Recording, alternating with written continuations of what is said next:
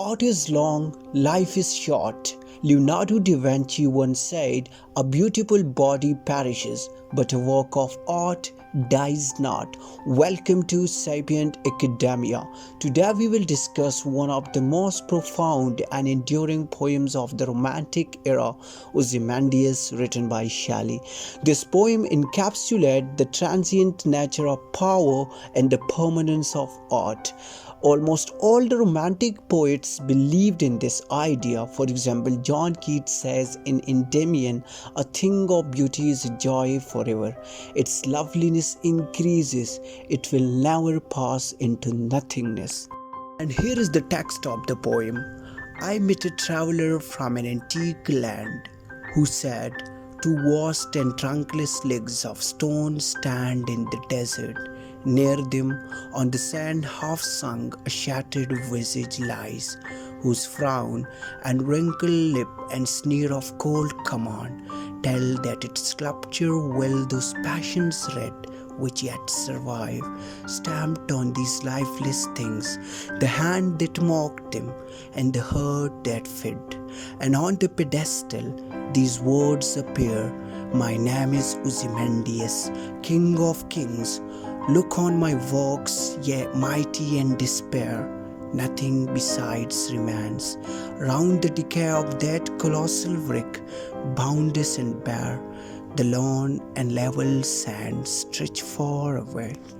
So in the first stanza, the speaker says, "I met a traveler from an antique land who said," the traveler said to the speaker that he saw two vast and trunkless legs of stone stand in the desert. Vast means huge and trunkless means without a torso. So near them on sand, half sunk a shattered visage lies. Half sunk means half buried, and visage means a person's face. So the traveler is giving the description of the statue which is buried and abandoned. Desert always symbolize abandonment, and the statue stands in the desert, so it means it is abandoned and also broken.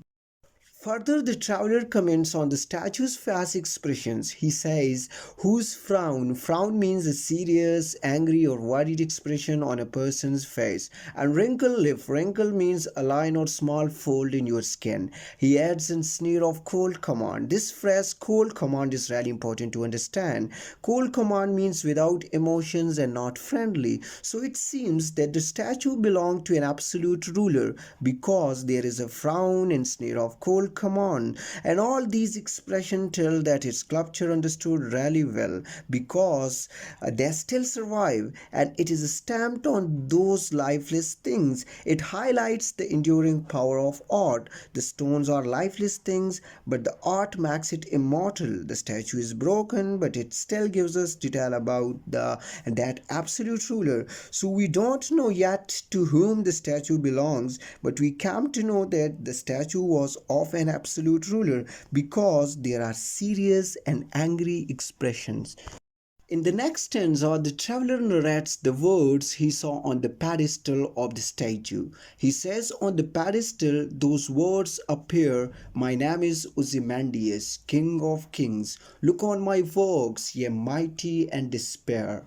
We felt arrogance and angriness in his expressions, and Sam is here in his words, sheer arrogance, because he says King of Kings. And the inscription on the pedestal makes it clear that the statue was of an absolute ruler, Ozymandias, which is a Greek name for ancient Egyptian pharaoh Ramses II. And actually the pedestal is the base that a statue rests on. So he says, "Look on my works." He refers to his statues and temples. Further he says, "Ye mighty." He talks proudly of his power, but there is irony because the king is no more. Even his statue is broken and abandoned. And Shelley makes it clear that nothing beside remains. There is just a broken and abandoned statue. Further, he says, round the decay of that colossal wreck, boundless and bare, the lone and level sands stretch far away.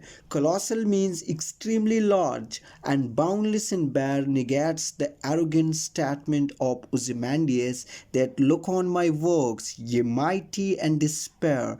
But round the decay there is not even a trace of kingdom's former glory to be found. There is just a lone and level sand stretched far away. Sand is a symbol of nature's power. There is neither the kingdom of Ozymandias nor his power. Only sands are there. The statue is abandoned, so the theme is that no power is permanent and art is more lasting than any power of the world. Ozymandias' kingdom is vanished, but the expression on his statue's face yet survive. So it means that art is more powerful than any political power.